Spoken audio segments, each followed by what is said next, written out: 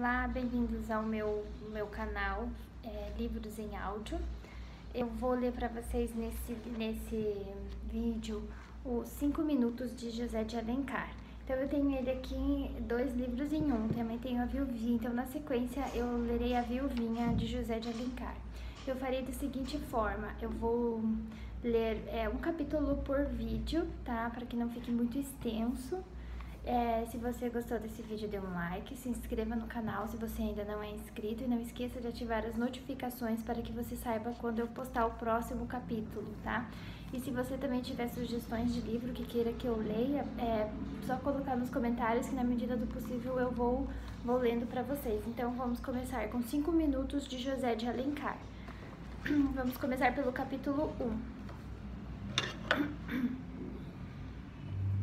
É uma história curiosa que vou lhe contar, minha prima. Mas é uma história, não um romance. Há mais de 2 anos, seriam 6 horas da tarde, dirigi-me ao Rossio para tomar o ônibus de Andaraí. Sabe que sou o homem menos pontual que há nesse mundo.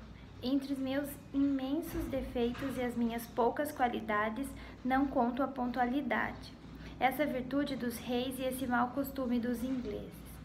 Entusiasta da liberdade, não posso admitir de modo algum que um homem se escravize ao seu relógio e regule as suas ações pelo movimento de uma pequena agulha de aço ou pelas oscilações de uma pêndula.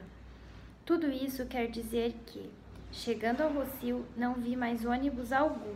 O empregado que me dirigi respondeu: partiu há 5 minutos.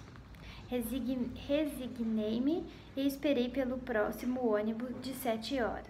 Anoiteceu. Fazia uma noite de inverno fresca e úmida. O céu estava calmo, mas sem estrelas. A hora marcada chegou o ônibus e apressei-me a ir tomar meu lugar.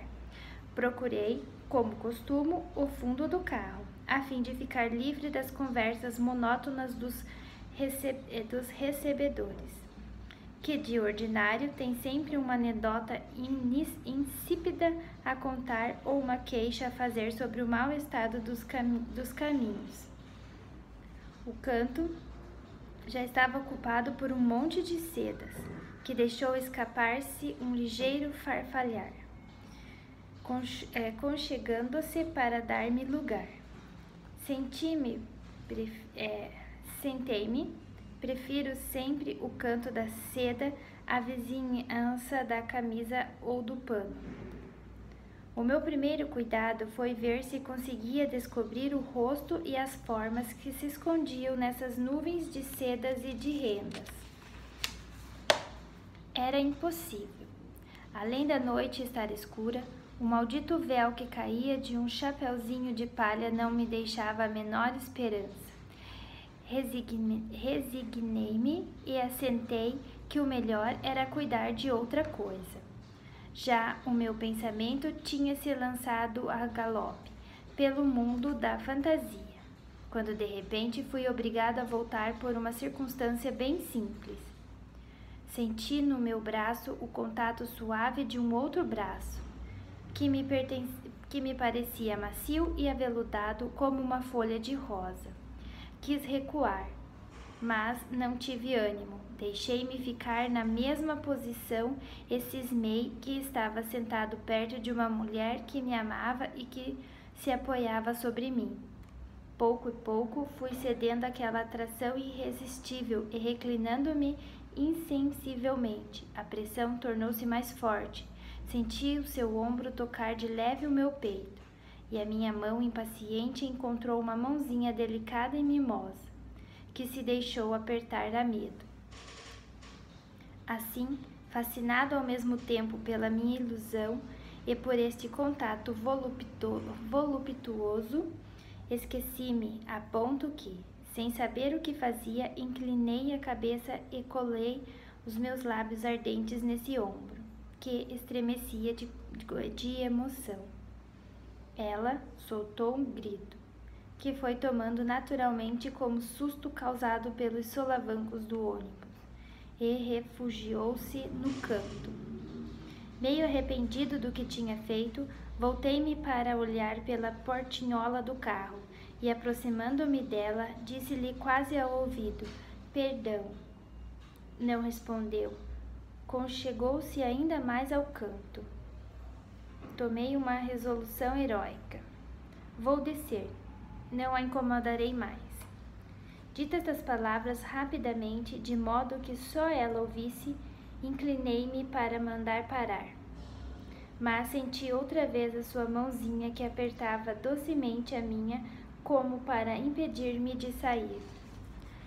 Está entendido que não resisti e que me deixei ficar. Ela conservava-se sempre longe de mim, mas tinha me abandonado a mão, que eu beijava respeitosamente. De repente veio-me uma ideia.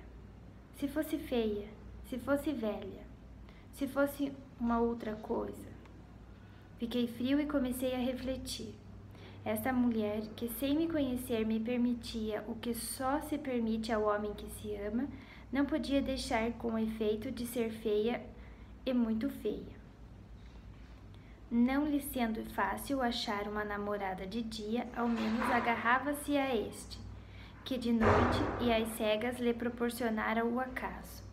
É verdade que essa mão delicada, essa espádua aveludada, ilusão, era a disposição em que eu estava. A imaginação é capaz de maiores esforços ainda. Nesta marcha, meu espírito em alguns instantes tinha chegado a uma convicção inabalável sobre a fealdade da minha vizinha. Para adquirir a certeza, renovei o exame que tentara a princípio, porém, ainda desta vez, foi baldado. Estava tão bem envolvida no meu mentelete e no seu véu, que nem um traço do rosto traía o seu incógnito. Mas uma prova: uma mulher bonita deixa-se admirar e não se esconde como uma pérola dentro de sua ostra. Decididamente era feia, enormemente feia.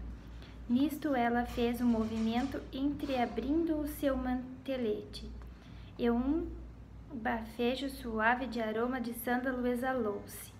Aspirei voluptuosamente essa onda de perfume que se infiltrou em minha alma como um eflúvio celeste.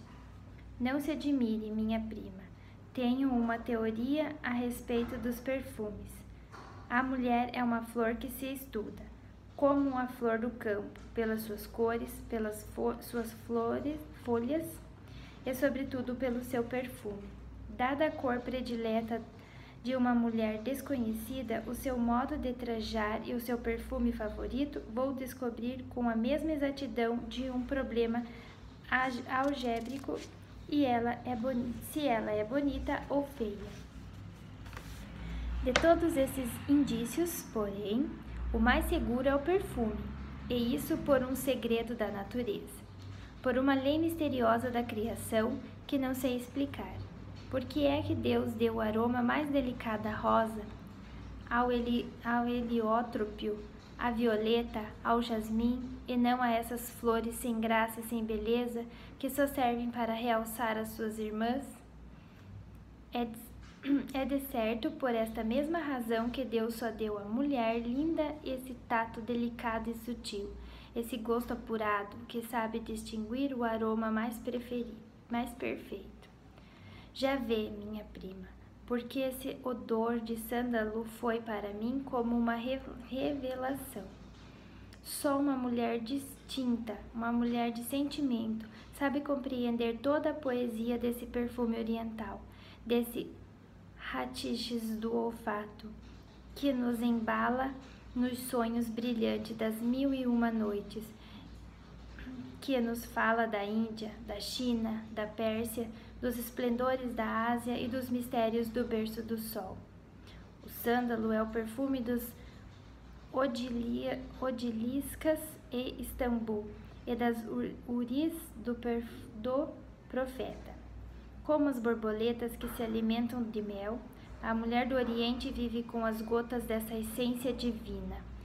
Seu berço é o sândalo, seus colares, suas pulseiras, o seu leque são de sândalo. E quando a morte vem quebrar o fio dessa existência feliz, e ainda em uma urna de sândalo que o amor guarda as suas cinzas queridas. Tudo isso passou-me pelo pensamento como um sonho, enquanto eu aspirava ardentemente essa exalação fascinadora que foi, pouco a pouco, desvanecendo-se. Era bela, tinha toda a certeza. Desta vez era uma convicção profunda e inabalável. Com efeito, uma mulher de distinção, uma mulher de alma elevada. Se fosse feia, não dava sua mão a beijar a um homem que podia repeli-la. Quando a conhecesse, não se expunha ao escárnio e ao desprezo. Era bela, mas não podia ver, por mais esforços que fizesse. O ônibus parou. Uma outra senhora ergueu-se e saiu. Senti a sua mão apertar a minha mais estreitamente. Vi uma sombra passar diante de meus olhos no meio do ruge-ruge de um vestido. E quando dei acordo de mim, o carro rodava e eu tinha perdido a minha visão. Ressoava-me ainda ao ouvido uma palavra murmurada, ou antes suspirada, quase imperceptivelmente: não te escar de mim. Não te escar de mim. Lancei-me fora do ônibus, caminhei à direita e à esquerda, andei como um louco até 9 horas da noite. Nada. Então, chegamos ao fim do primeiro capítulo. Então, aguarde, não deixe de assistir o próximo, tá? Que eu irei ler o capítulo 2.